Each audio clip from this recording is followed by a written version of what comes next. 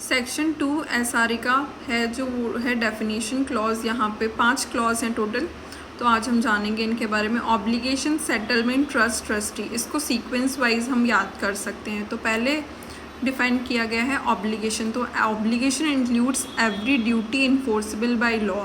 तो अगर कोई ऐसी ड्यूटी है जिसको हम इन्फोर्स करा सकते हैं लॉ के अकॉर्डिंग, तो वो हमारी कहलाएगी ऑब्लिगेशन।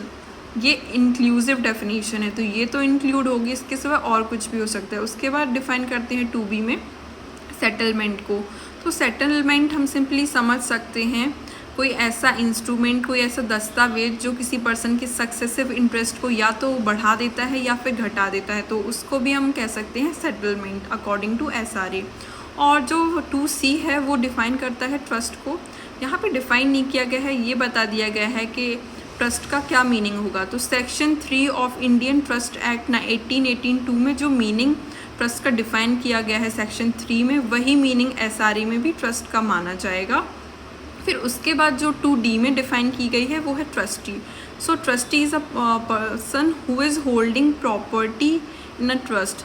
ये इंक्लूसिव डेफिनेशन है, इंक्लूड करता है उसको, इसके सिवा और भी चीज़ें हो सकती हैं। और उसके बाद जो 5th क्लॉज है वो है, उसमें सिंपली ये बताया गया है कि अगर कोई ऐसा वर्ड है जो इंडियन कॉन्ट्रैक्ट एक्ट में डिफ़ाइन कर दिया गया था लेकिन उसको स्पेसिफिक रिलीफ एक्ट में डिफ़ाइन नहीं किया गया है, तो स्पेसिफिक रिलीफ एक्ट 1963 में हम ये मानेंगे कि वो ही मीनिंग होगा जो इंडियन कॉन्ट्रैक्ट एक्ट 1882 में उसका डिफ़ाइन किया गया था, और जो मीनिंग उसका वहाँ पे होता है वही सेम मीनिंग यहाँ पे भी होगा, और उसको वहाँ पे डिफ़ाइन कर दिया, इसलिए यहाँ पे डिफ़ाइन नहीं किया गया है।